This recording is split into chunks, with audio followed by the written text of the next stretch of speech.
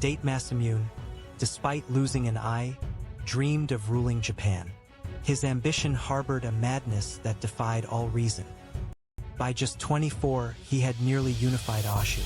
Behind this momentum lay a ruthless nature. He cut down his own brother and mercilessly eliminated even his relatives. Yet, in fact, an even more astonishing truth was hidden beneath. What exactly was the madness that drove him to constantly pursue ultimate power? In this documentary, we will unravel why he harbored such ambition despite losing an eye, how he overcame clashes with Japan's unifiers, and his true feelings in his later years. Now, let's delve into that truth. The main feature will also detail Masamune's cunning strategies, as he carved his own path despite being at the mercy of the unifiers. The year 1567, Mutsu Province. A boy, who would later be feared as the One-Eyed Dragon, was born into a harsh destiny. He lost his right eye to smallpox in childhood. His mother, calling him the One-Eyed Dragon, despised him, and he suffered from a deep sense of inferiority. But his father, Taramyun, recognized Masamune's talent as a warrior and provided him with an elite education. His father's expectations weighed heavily upon him.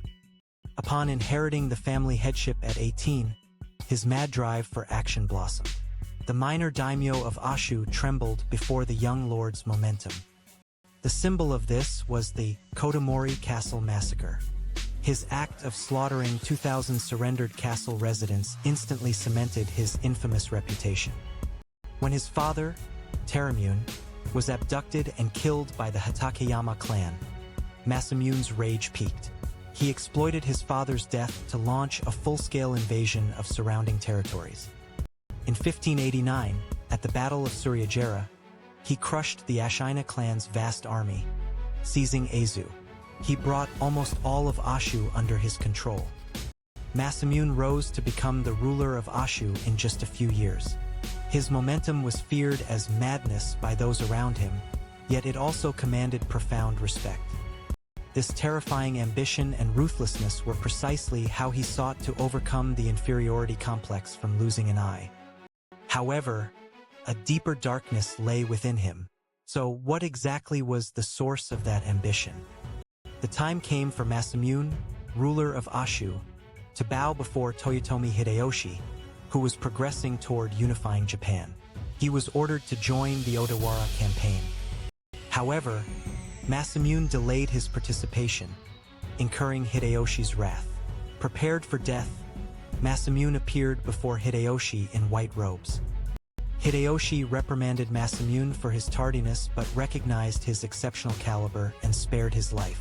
Masamune was forced into temporary submission, but inwardly, he trembled with humiliation. Serving under Hideyoshi, Masamune participated in the Korean expeditions, the Bunroku and Keicho campaigns. Here too, he made his presence felt with his unique actions. On the battlefield, he reportedly boosted troop morale with flamboyant battle surcoats and lavish meals. His extravagant conduct even became the origin of the term datemono, or dandy. However, when Hideyoshi's nephew, Hidetsugu, was forced to commit seppuku, Masamune too was suspected of involvement in the Hidetsugu incident. A desperate crisis loomed. At this crucial moment, he took advice from San no Rikyu and submitted a letter of explanation to Hideyoshi. With quick thinking, he narrowly escaped the threat of confiscation of his domain. He prostrated himself before the unifier, enduring humiliation. But Masamune never gave up. He was keenly watching for his next opportunity. But what was he plotting beneath the surface? What exactly was his hidden strategy? When Hideyoshi died, the fate of the realm became uncertain. Masamune approached Tokugawa Ieyasu, seeking his last chance to fulfill his ambition. The Battle of Sekigahara erupted. Masamune joined the Eastern Army led by Ieyasu and fought against Yasuji Kajikatsu, hoping for a reward for helping unify Japan. Ieyasu promised Masamune a domain of 1 million koku after the unification of the realm. However, this fell far short of Masamune's expectations. Furthermore, a fabricated document known as the Kicho-era Ashuo settlement circulated, raising suspicions that Masamune was plotting to betray Ieyasu. Ieyasu severely reprimanded Masamune. Masamune managed to restore trust and overcome the crisis by having his own daughter adopted by Ieyasu. During the sieges of Osaka, despite being invited by the Toyotomi side, he joined Ieyasu's forces. This demonstrated his loyalty to the unifier and solidified his position within the shogunate. He built a deeply trusting relationship with Ieyasu and held key positions in the shogunate. Though they had once been adversaries, their bond eventually deepened. But what did he truly desire? What was his real intention? Once the Tokugawa shogunate stabilized, Masamune's dream of unifying Japan was crushed. Nevertheless, he fully committed to his role as a daimyo. He dispatched Hasekurt Tsunenaga to Rome, seeking international exchange. He observed global affairs, looking toward the future of the Sendai domain.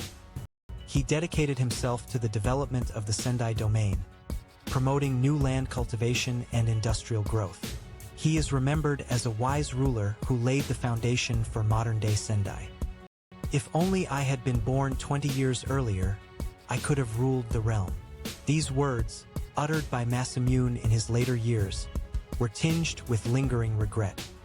Serving 3 generations of shoguns, Tokugawa Ieyasu, Hidetada, and Iemitsu, his life concluded as a prominent figure of the shogunate. He passed away at the age of 70. Many retainers wished to follow him in death, and his passing was deeply etched into the history of the Date clan. It was truly an epic life. The one-eyed dragon, who transformed the handicap of losing an eye into strength, carving his own path despite being tossed by the currents of his era. His life was indeed filled with madness and ambition. Where did that madness originate? But what did his final words reveal he saw beyond that madness? So what was Masamune's true feeling in the end? The handicap of losing an eye instilled in him a strong inferiority complex, yet simultaneously an extraordinary drive to overcome it. This led to his ambition for ultimate power. Before unifiers of overwhelming power, Masamune chose temporary submission. However, behind the scenes, he constantly watched for opportunities, overcoming crises with meticulous intelligence gathering and negotiation. In his later years, though his dream of unifying Japan remained unfulfilled, Masamune fulfilled his role as a daimyo, establishing peace for his people and bridging to the next era. Perhaps that was another form of ruling the realm.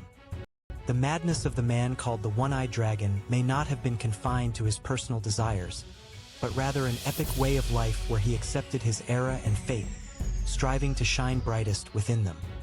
Date Masamune's life teaches us the importance of upholding one's beliefs and carving a path forward, no matter how challenging the circumstances.